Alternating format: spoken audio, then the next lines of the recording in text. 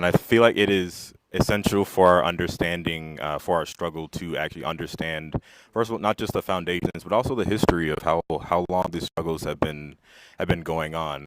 This is obviously Israel is not a new nation. This nation has been occupying Palestine for decades at this point, since 1948 and even before that.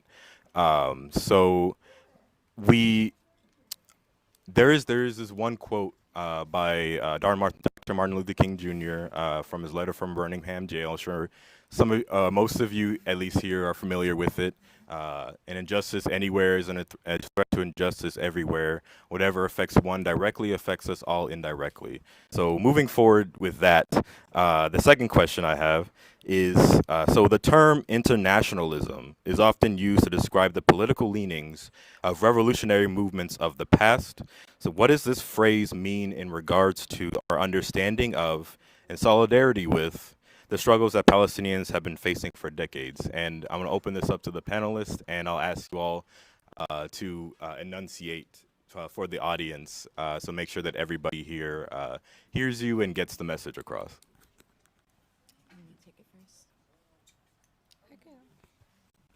We're talking about internationalism, right? Okay, yeah. You know, uh, it's a really important fight. We're gonna talk obviously a lot today about you know the shared experiences of repression for Palestinians and Black people, but the connection of our struggles goes a lot deeper than that. Also, just want to note that we don't forget how Palestinians in Palestine and across the world marched for Black lives during the George Floyd rebellion. And everyone here should understand how Palestine got to where it is today, because if we don't understand what Israel is, then we don't understand the imperialism and colonization that happened here, um, that's happening in Africa and across the world. And there's a reason that historically our leaders in the Black liberation movement have been concerned about this struggle for a free Palestine, because Black and Palestinian solidarity, it's not an act of charity. Kwame Ture called Zionism Africa's direct enemy, and you know the, we can talk about the relationship between the problems that Black Americans face here in the U.S. And the people in Palestine. But Israel was a colonial project, just like the United States 400 years ago. Palestinians face apartheid, like our brothers and sisters in South Africa, not even 30 years ago. And the occupation of Palestine is a project by and for the same forces who are filling up our prisons with working poor and Black people, the same people who are profiting off of our labor, stripping away our rights, the same people who want to keep Africa, Asia, and Latin America on its knees. And when we fight back against deprivation, against death, they call us terrorists. These are people who they don't see genocide even when it's recorded and broadcast from 1,000 angles.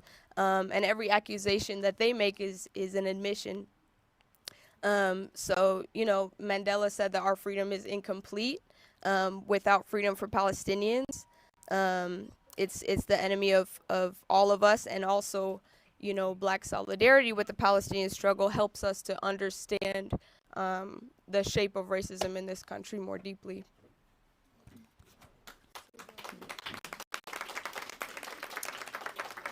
I don't have much to add to what Sid said, but I do want to I think the point about we don't do this as an act of charity is important to be very clear on.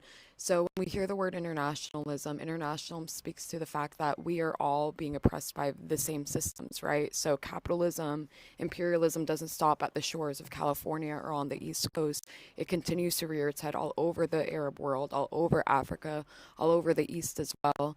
And that's our common enemy, right? So it's like the people, our Palestinian people are struggling for liberation because we're being oppressed by the Zionist settler colonialists, and those people are being funded by the US. Those people also funded apartheid in South Africa.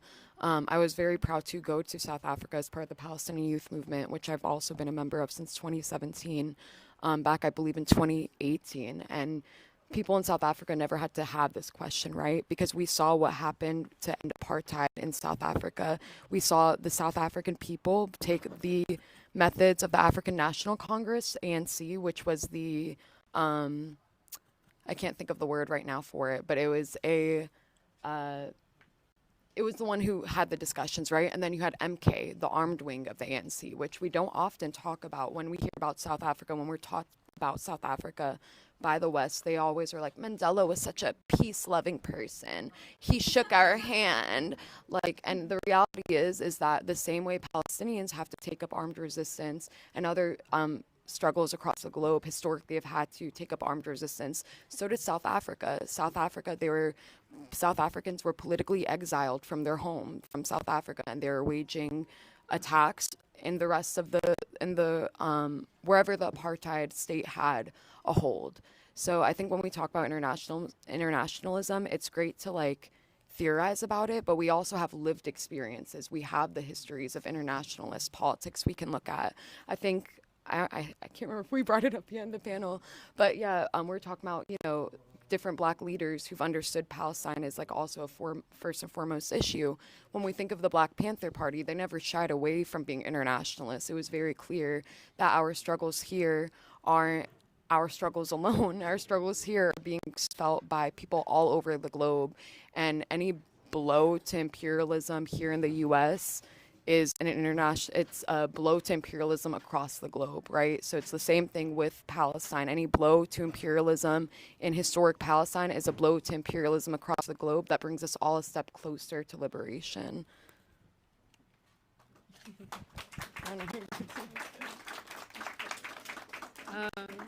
So I'm going to do a chant to raise our energy a little bit. Yes. All right, just repeat after me. Solidarity is not a crime. Solidarity is not a crime. Free, free Palestine. Free, free Palestine. And something, yeah, and something else, no. So when people aren't internationalists and they aren't conscious of the term internationalism, they lose the historic demands and they lose the understanding of the historic demands. Something that is less and less talked about is the historic right to return. When you see messages coming from the Palestinians in Gaza right now, especially there was one in the Resistance News Network from families in Rafah, and they said, we will either die or return to our homes in victory.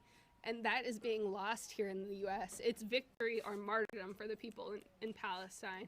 That is something that is said over and over and over again, and yet here we lose it in the U.S. We must remember that these violent systems that oppress Palestinians, that oppress our people here, that will not wither away. They will not die on their own. They must be broken down piece by piece.